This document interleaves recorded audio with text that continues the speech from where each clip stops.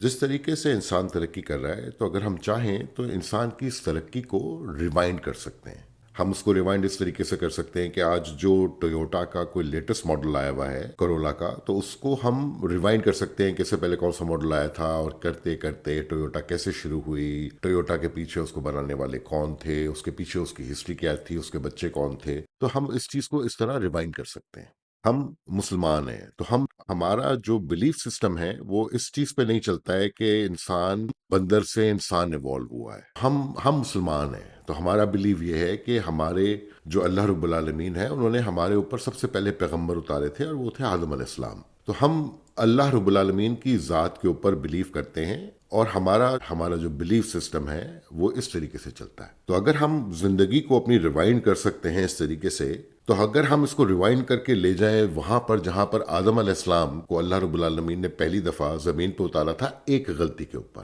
تو آدم علیہ السلام کو اللہ رب العالمین نے زمین پہ اتارا تھا ایک غلطی کی وجہ سے، کہ انہوں نے اللہ کی ایک نافرمانی کری تھی، اور وہ نافرمانی یہ تھی کہ اللہ رب العالمین نے ان کو کہا تھا کہ اس پیڑ کے پاس مت جاؤ، لیکن انہوں نے اللہ رب العالمین کی نہ سنی، اور شیطان نے ان کو جو ہے جھوٹ سے اس جگہ پہ پہنچا دیا جس جگہ پر ان کو نہیں جانا تھا۔ اور جب وہاں جا کر کے انہوں نے وہ پھل کھایا اس پیڑ کا، اور اس کو کھانے کے بعد اللہ رب العالمین نے ان کو کی شرمگاہیں ان کو دکھا دیں، تو وہ جگہ وہ مقام سے ریوائنڈ کر کے وہاں پہنچ سکتے ہیں کہ انسان کی شروعات وہاں سے ہوئی تھی، کہ جب اللہ رب العالمین نے اس سے پہلے اور لے جا کر کے آدم کو عرش کریم پہ بنایا تھا، اور عرش کریم پہ بنا کر کے اللہ رب العالمین نے آدم کو کہا تھا کہ یہ نام تم فرشتوں کو بتاؤ، اور اس وقت اس انسان کی تخلیق ہوئی تھی، اور اس تخلیق سے پہلے اللہ رب العالمین نے ایک پھونک پھونکی تھی اس کے اندر، اور اس پھونک نے اس کے دل کو جگایا تھا، اور اس دل کو جاگتے ہی ساتھ آدم کھڑے ہو گئے تھے۔ تو ہم مسلمان ہیں، ہمارا بلیف سسٹم اس طریقے سے چلتا ہے، تو ہم اس چیز کو اس طریقے سے اگر پیچھے ریوائنڈ کر کے لے کے جاتے ہیں، تو یہاں سے انسان کی شروعات ہوئی تھی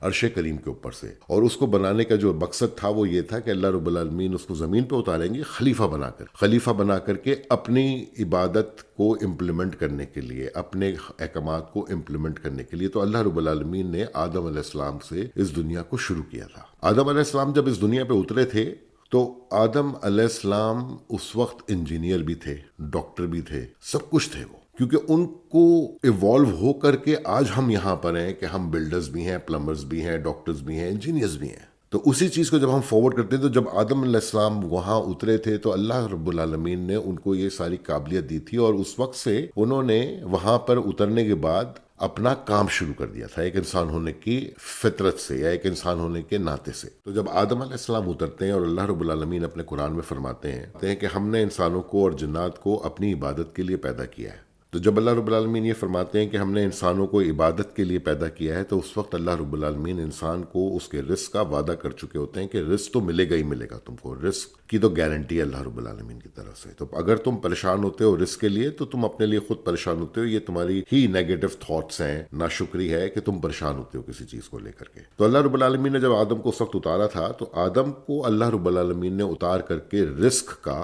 تو کمٹمنٹ دے دی تھی،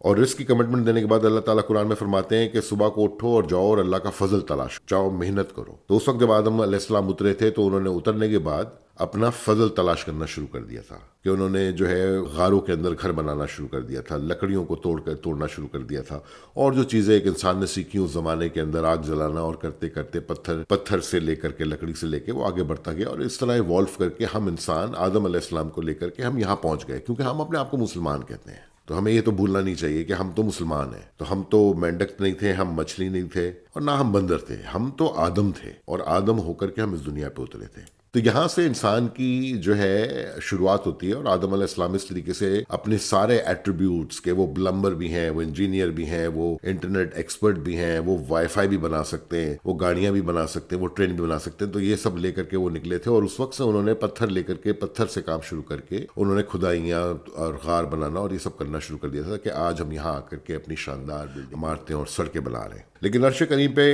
آدم کی تخلیق سے پہلے اللہ رب العالمین نے اپنی آسمانی کتاب کے اندر ہر انسان کی تقدیر لکھ کر کے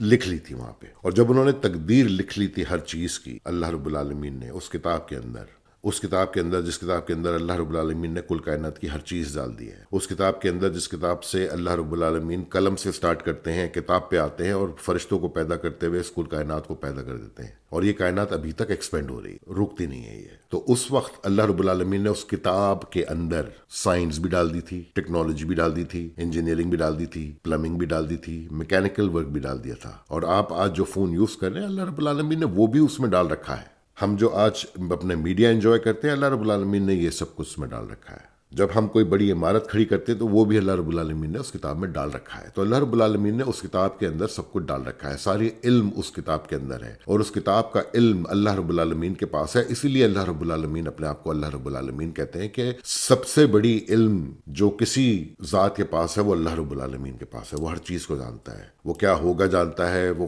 کیا ہو چکا ہے وہ جانتا ہے، وہ ہر چیز جانتا ہے. تو وہاں سے اس کتاب سے یہ سائنس، انجینئرنگ، ڈاکٹری، ہر چیز شروع ہو چکی تھی، ہر چیز لکھی جا چکی تھی کہ کیا ہوگا، کہاں پہنچیں گے ہم، کس جگہ پہ ہوں گے ہم. تو آج ہم اس چیز کو ایوالو کر کے یہاں پہنچ گئے ہیں، اور اللہ رب العالمین نے ہمیں اس جگہ پر پہنچا دیا ہے. اور اس جگہ پہ پہنچا کر کے اللہ رب العالمین نے ہماری کتاب کو بھی ایوالو کیا.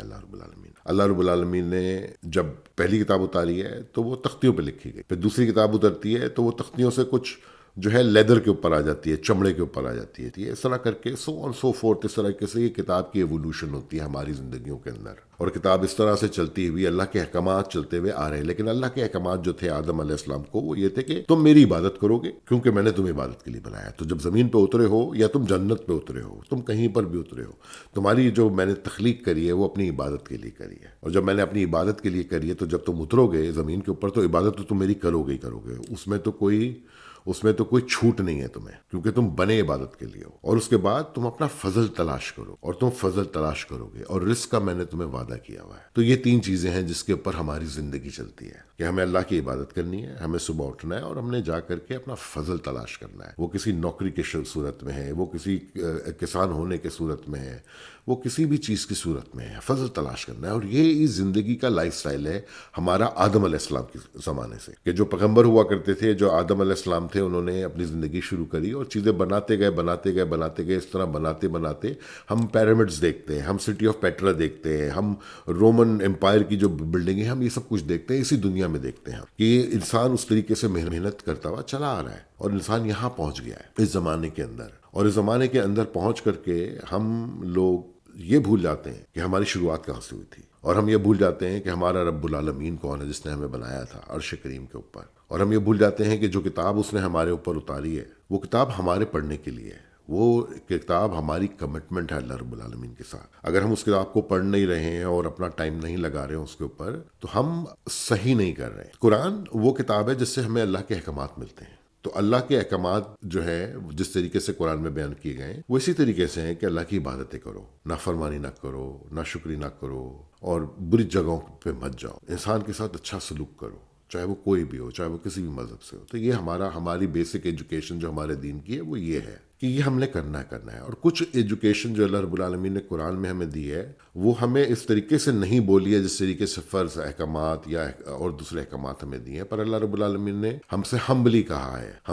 کہا ہے کہ قرآن کو صبح پڑھنے میں بہت فائدہ ہو، اللہ کے احکامات کو اس لیول پر لے کر کے جانا. تو اللہ تعالیٰ کہیں جگہوں پہ اللہ تعالیٰ انسان کے ساتھ بہت سافٹلی، بہت ہمبلی، بہت سٹل لینگویج میں بات کرتے ہیں. تو جب اللہ رب العالمین ہم سے کہتے ہیں کہ ہم اس قرآن کو پڑھیں تو ہمیں ہماری قرآن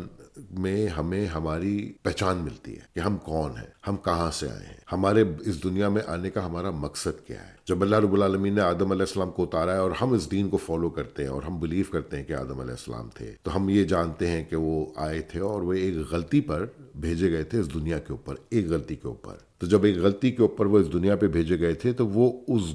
جنت کے بدلے میں ان کو یہ دنیا ملی تھی، تو وہ اس ایک غلطی کے اوپر یہ ان کو رزلٹ ملا تھا اس دنیا کا کہ ان کو اسکریچ سے سٹارٹ کرنا پڑا تھا. اور اللہ رب العالمین ہمارے قرآن میں کہتے ہیں کہ جب تم دوزخ میں آؤ گے تو اللہ رب العالمین قرآن میں کہتے ہیں کہ دوزخ میں تم ساری زندگی جلائے جاؤ گے،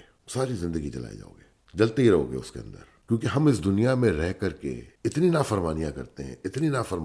ہیں کہ جب آدم کو ایک غلطی کے اوپر وہ رزلٹ ملا تھا تو جتنی نافرمانیاں ہم کرتے ہیں تو اس میں تو ہم ساری زندگی جلتے ہی رہیں گے. روزانہ نافرمانیاں کرتے ہیں ہم تو اس میں تو ہم جلتے ہی رہیں گے اس آگ کے اندر.